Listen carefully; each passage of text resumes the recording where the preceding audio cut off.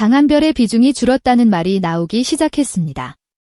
방송을 본 일부 시청자들은 이전보다 장한별의 단독 장면이 적어진 것 같다며 혹시 제작진의 관심이 다른 멤버들에게 이동한 것 아니냐는 반응을 보였습니다.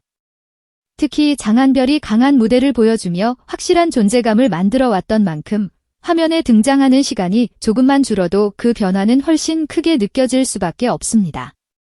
그런데 이번 방송을 자세히 들여다보면 단순히 장한별의 비중이 줄었다고 결론 내리기에는 이상한 장면들이 너무 많습니다. 오히려 제작진이 장한별을 바라보는 방식 자체가 완전히 달라졌다는 해석이 더 설득력 있게 다가옵니다. 이전에는 장한별을 보여주기 위해 장면을 만들었다면 이제는 중요한 장면을 완성하기 위해 장한별을 배치하는 듯한 흐름이 보이기 시작했기 때문입니다. 처음 프로그램에 등장했을 때 장한별에게는 설명이 필요했습니다. 어떤 가수인지, 어떤 성격인지, 무대에서는 어떤 강점을 가지고 있는지 시청자에게 반복해서 알려줘야 했습니다.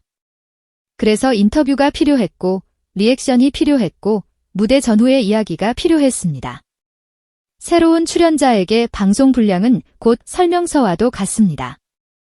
화면에 오래 등장할수록 시청자는 그 사람의 얼굴과 이름, 성격을 빠르게 기억합니다. 하지만 어느 순간부터 상황이 달라집니다. 이름만 나와도 이미지가 떠오르고 몇 초만 등장해도 그 사람이 어떤 분위기를 만드는지 시청자가 이미 알고 있다면 제작진은 더 이상 긴 설명을 붙일 필요가 없습니다.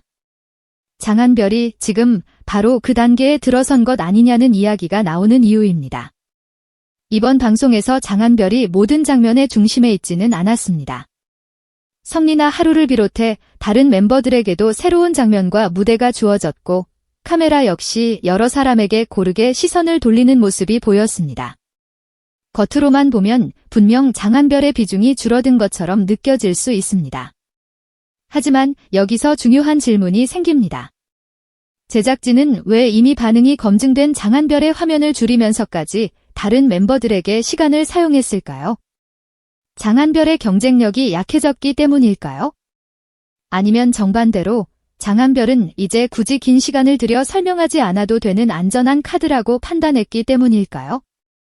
방송에서 가장 귀한 자원은 시간입니다. 한 회에 모든 출연자를 똑같이 보여줄 수는 없습니다. 누군가에게 인터뷰를 더 주면 다른 사람의 장면은 줄어들고 누군가에게 긴 무대를 주면 또 다른 사람의 이야기는 뒤로 밀릴 수밖에 없습니다. 그래서 제작진은 끊임없이 선택해야 합니다. 아직 캐릭터가 부족한 사람에게는 이야기를 붙여야 하고 시청자의 관심이 약한 사람에게는 새로운 장점을 보여줘야 합니다. 그런데 장한별은 이미 여러 번의 무대를 통해 자신만의 색을 만들어 놓았습니다. 무대 밖에서는 예상보다 소탈하고 장난기 많은 모습을 보여주다가도 음악이 시작되는 순간 눈빛과 분위기가 완전히 달라집니다. 이 극적인 차이는 이제 장한별을 설명하는 강력한 캐릭터가 됐습니다. 바로 이 때문에 장한별에게는 긴 설명보다 결정적인 순간 하나가 더 중요해졌습니다. 몇 분 동안 계속 화면에 잡히는 것보다 짧은 순간 강한 인상을 남기는 것이 훨씬 효과적일 수 있다는 겁니다. 실제로 방송에서는 10분을 등장해도 기억에 남지 않는 출연자가 있는 반면 단 한 장면으로 시청자들의 머릿속을 뒤집어 놓는 사람이 있습니다. 장한별은 점점 후자에 가까워지고 있습니다. 등장 시간이 줄어들어도 무대의 핵심 구간, 분위기가 바뀌는 순간, 퍼포먼스가 필요한 장면에서 계속 존재감을 만들어낸다면 단순한 분량 계산은 의미가 없어집니다. 중요한 것은 화면에 얼마나 오래 있었느냐가 아니라 그 사람이 등장했을 때 장면 전체의 온도가 얼마나 달라졌느냐이기 때문입니다. 특히 장한별의 강점은 콘셉트에 따라 완전히 다른 얼굴을 보여주면서도 자기 색을 잃지 않는다는 점입니다. 밝은 분위기의 무대에서는 자연스럽게 에너지를 끌어올리고 진한 감정이 필요한 곡에서는 표정과 호흡으로 분위기를 바꿉니다. 퍼포먼스가 들어가는 순간에는 몸을 아끼지 않으면서도 과하게 자신만 튀려고 하지 않습니다. 이 균형은 생각보다 만들기 어렵습니다. 무대에서 존재감이 강한 사람일수록 팀 전체의 그림을 깨뜨릴 위험도 있기 때문입니다. 하지만 장한별은 자신의 파트에서는 확실하게 시선을 잡고 다른 멤버가 중심이 되는 순간에는 자연스럽게 뒤로 물러나는 모습을 보여줍니다. 제작진 입장에서 이런 출연자는 매우 활용도가 높을 수밖에 없습니다. 그래서 이번 변화는 오히려 장한별이 새로운 시험대에 올라섰다는 신호일지도 모릅니다. 이전까지의 질문이 장한별을 어떻게 더 보여줄 것인가였다면 지금부터는 장한별이 적은 기회에서도 얼마나 강한 결과를 만들어낼 수 있는가로 바뀌었다는 것입니다. 이것은 결코 쉬운 단계가 아닙니다. 긴 인터뷰가 있으면 자신의 이야기를 충분히 할 수 있고 단독 무대가 있으면 한 곡 전체로 매력을 보여줄 수 있습니다. 하지만 짧은 장면만 주어진다면 표정 하나, 말 한마디, 몇 초의 동작만으로 존재감을 만들어야 합니다. 오히려 실력이 부족한 사람보다 이미 검증된 사람에게 더 가혹한 시험일 수 있습니다. 장한별은 바로 이 상황에서 묘한 힘을 보여주고 있습니다. 생활 속에서는 친근한 모습이 보이고 무대에 올라가면 가수로서의 집중력이 확실하게 드러납니다. 이 두 가지 이미지가 충돌하는 것이 아니라 서로를 더 강하게 만들어줍니다. 평소에 장난스럽고 인간적인 모습이 있기 때문에 무대 위의 진지함이 더 강렬하게 느껴지고 무대에서 확실한 실력을 보여주기 때문에 예능 속 자연스러운 모습도 가볍게만 소비되지 않습니다. 이런 구조가 만들어지면 제작진은 장한별에게 매번 새로운 설정을 붙일 필요가 없어집니다. 이미 시청자의 머릿속에 하나의 완성된 이미지가 있기 때문입니다. 그리고 여기서 더 흥미로운 지점이 등장합니다. 장한별에게 집중되던 일부 자원이 다른 멤버들에게 이동하는 것이 오히려 장한별에게 유리할 수도 있다는 것입니다. 탑 7이라는 구조는 결국 한 사람만 살아남아서 유지될 수 없습니다. 7명이 각자 다른 이유로 필요한 사람이 되어야 프로그램의 생명력이 길어집니다.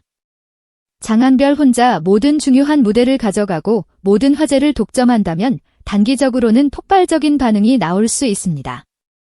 하지만 시간이 지나면 프로그램 전체가 한 사람에게 지나치게 의존하게 됩니다. 장한별의 컨디션이 조금만 흔들려도 방송 전체의 에너지가 떨어지는 위험한 구조가 되는 것입니다. 반대로 다른 멤버들이 각자의 캐릭터와 강점을 만들어간다면 장한별에게도 부담이 줄어듭니다. 매주 혼자 프로그램에 무게를 들어 올릴 필요가 없어지고 자신에게 정말 잘 맞는 무대와 중요한 장면에 집중할 수 있기 때문입니다. 스포츠팀으로 비유하면 더욱 분명합니다. 아무리 뛰어난 에이스가 있어도 모든 공격을 한 선수에게만 맡기면 결국 상대에게 읽힙니다. 진짜 강한 팀은 에이스가 쉬는 순간에도 다른 선수들이 경기를 끌고 갈 수 있습니다. 그리고 아이러니컬하게도 그런 팀 안에서 에이스는 더 강력해집니다. 모든 부담을 혼자 짊어지지 않아도 되기 때문입니다. 이런 관점에서 본다면 제작진의 선택은 장한별을 뒤로 미는 것이 아니라 오히려 팀 안에서 장한별의 위치를 한 단계 바꾸는 과정일 수 있습니다. 이제 장한별은 계속 설명해야 하는 출연자가 아니라 필요한 순간에 투입하면 결과를 만들어내는 카드가 되어가고 있다는 것입니다. 무대의 에너지가 부족할 때, 퍼포먼스가 필요한 순간, 다른 멤버와 강한 호흡이 필요한 장면, 짧은 시간 안에 분위기를 뒤집어야 하는 순간에 장한별이 반복해서 등장한다면 그 의미는 분명 달라집니다. 그것은 단순한 인기 이상의 신뢰입니다. 물론 한두 번의 방송만으로 제작진의 의도를 확정할 수는 없습니다.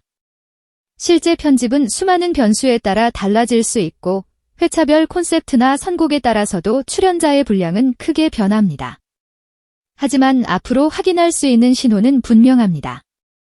장한별이 몇 분 나오는지를 세기보다 어떤 장면에서 장한별을 사용하는지를 보면 됩니다. 중요한 무대의 핵심 파트에 계속 배치되는지, 팀 전체의 분위기를 끌어올려야 할 순간에 투입되는지, 다른 멤버와의 조합에서 중심 역할을 맡는지를 지켜보면 제작진이 장한별을 어떻게 평가하고 있는지 조금씩 드러날 것입니다. 그리고 장한별에게도 이제 새로운 과제가 생겼습니다.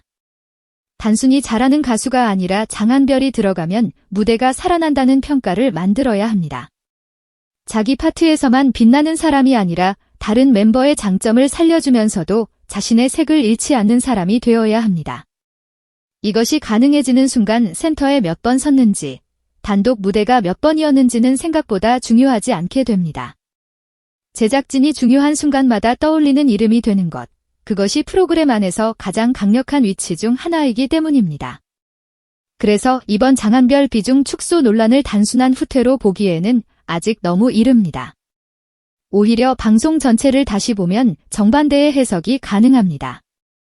제작진이 장안별을 더 이상 계속 밀어줘야 하는 출연자로 보지 않고 스스로 장면을 완성할 수 있는 안정적인 카드로 보기 시작했다는 것입니다.